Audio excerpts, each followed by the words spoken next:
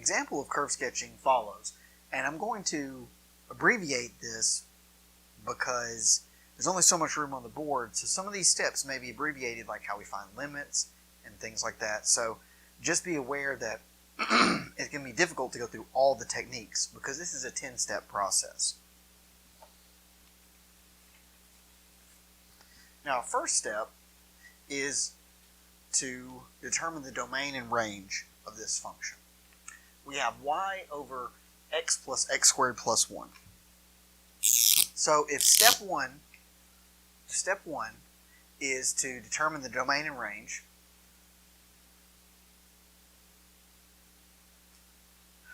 the range is going to be more difficult.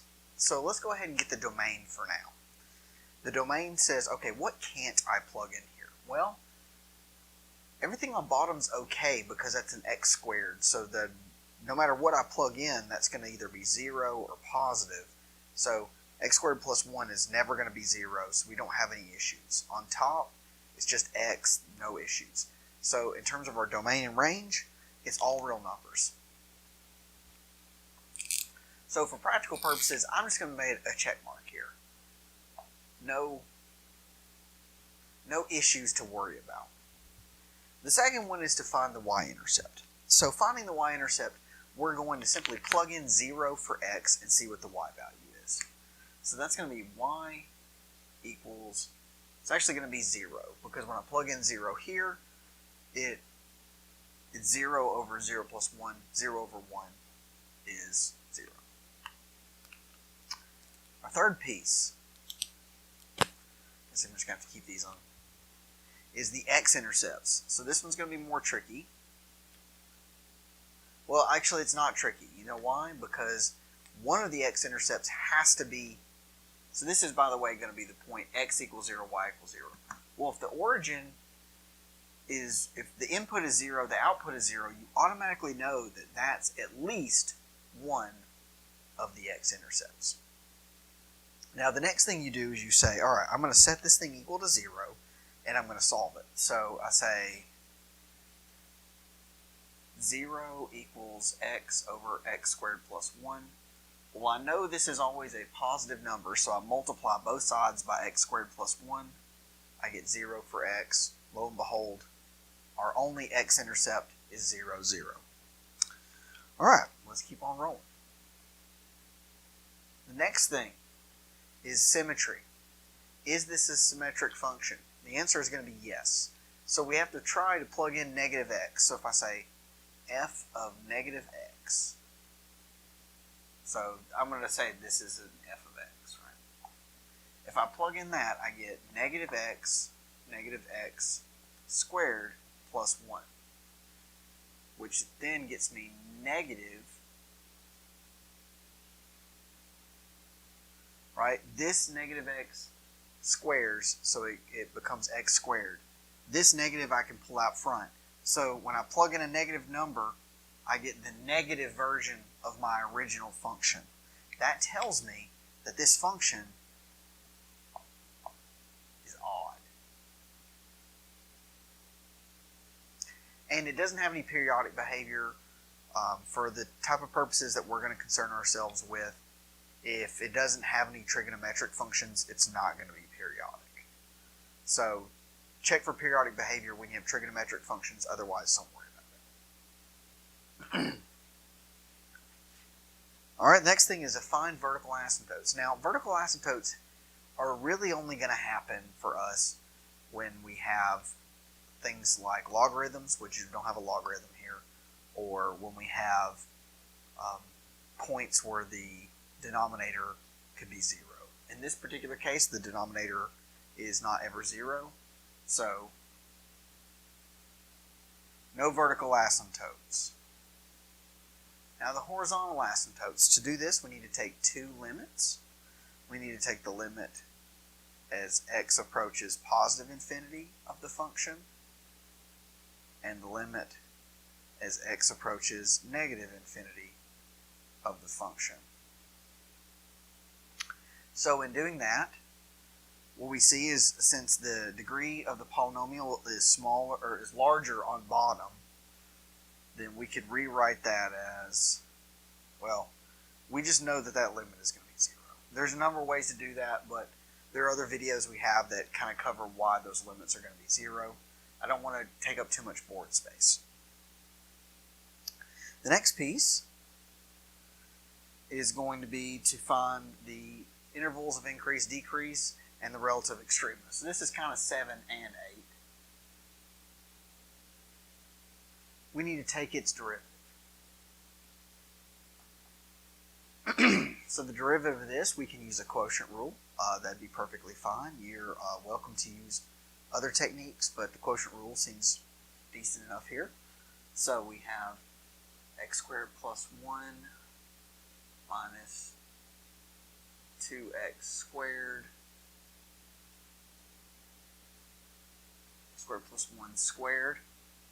So that gives us 1 minus x squared plus 1 squared, which is 1 minus x, 1 plus x, over x squared plus 1 squared. So that's, second derivative is not going to be fun. So anyway, what we see is that f prime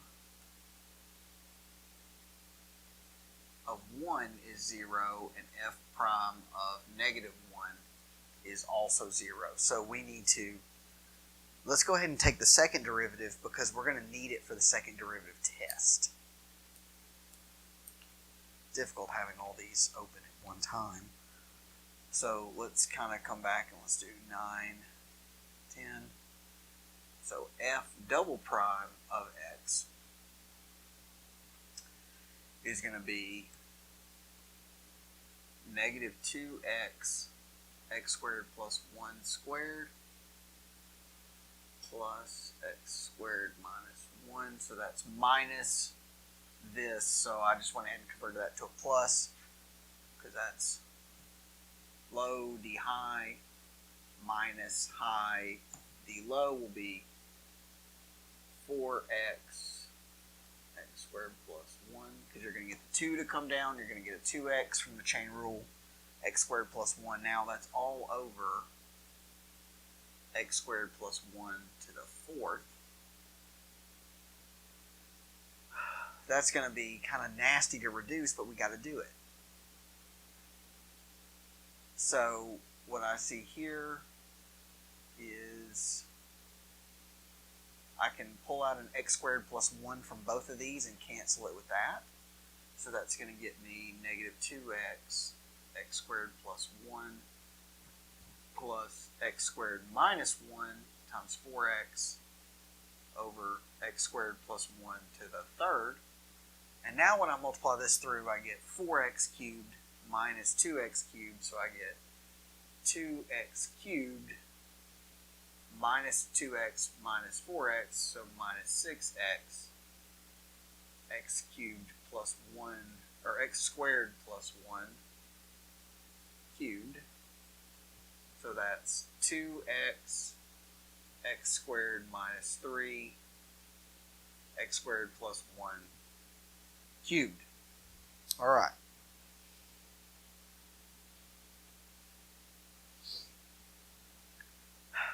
So that is also written 2x, x plus the square root of 3, x minus the square root of 3, all over x squared plus 1 cubed.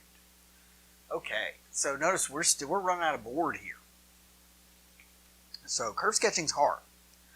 So if we want to take this and do f double prime at 1, I get 2, negative 2, and then some positive number on the bottom.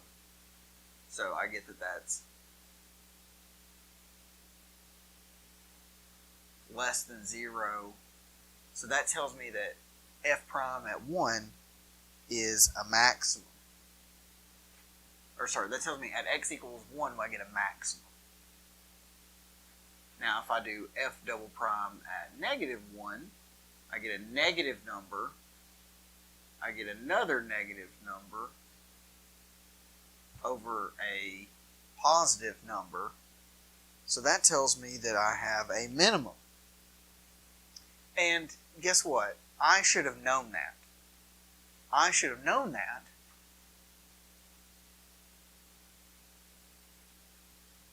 because it was an odd function. So if you have a minimum or maximum here, you have to have a minimum here because it's reflected, right? So if it's up high here, it's down low here. Should have known that. That's my mistake.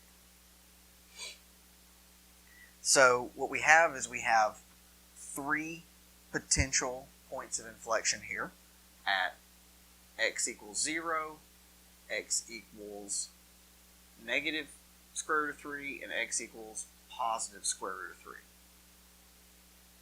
So what that does is we can break f double prime into 3 intervals. We can say, all right, 0, negative square root of 3, positive square root of 3. And we need to pick values in each of these intervals. So this would be 2, negative 2, negative 1, positive 1, positive 2. Those are good choices. The reason why that's helpful to pick is we already have picked these two. So we know this is concave,